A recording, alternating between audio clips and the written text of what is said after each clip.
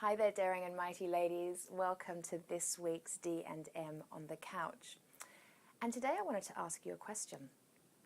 I wonder, are you living an extraordinary life?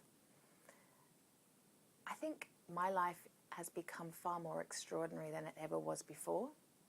But the truth is, it's not as extraordinary as I'd like it to be. It's leaps and bounds from where it used to be. But, as I develop and grow and become more of me, and as my soul evolves as it's meant to, as it's designed to, I just want more. And I'm starting to realize there's absolutely nothing wrong with that. It's what we're here to do. It's what we're here to be. We're to be the best possible versions of ourselves. We're to continue to expand and evolve into the truth of who we are. And I've learned something on my journey, and that is to live my truth is so much easier than the alternative, which is living in a way that is reflective of somebody else's beliefs and behaviors.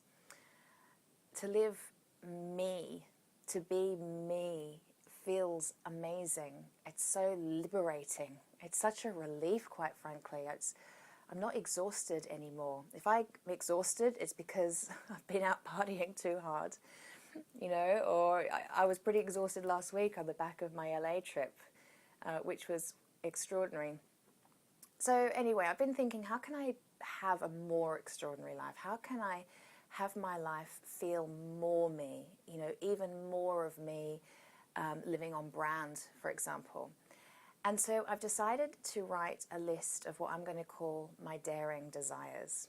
Now, I did start a list like this a while ago. I'm kind of always working on lists like this. But this one is just going to take it to another level, where I'm really, really, really going to give myself permission to get really honest about what I want to be doing with my time.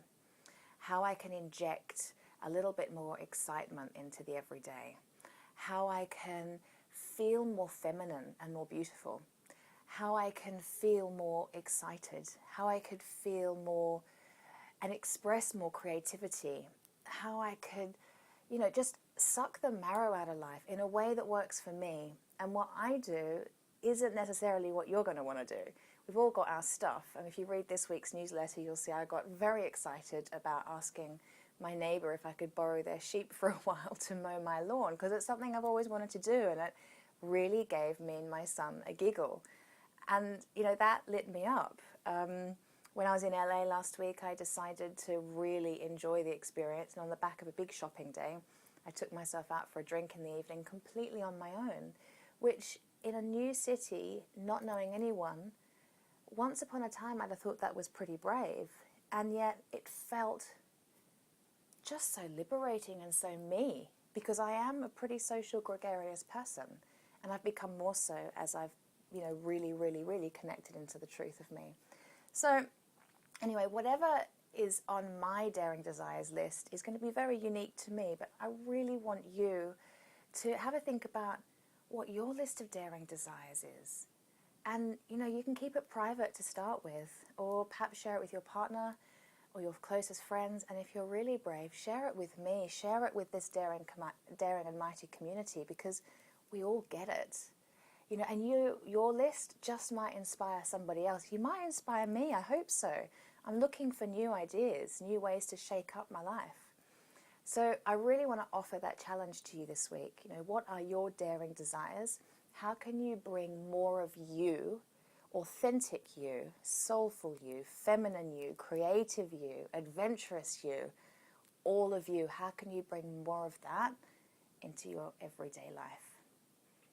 So off you go. Enjoy writing your list of daring desires. I'm going to hop to it and write mine, and I will share some, if not all, of my list, which will always be a work in progress, with you next week.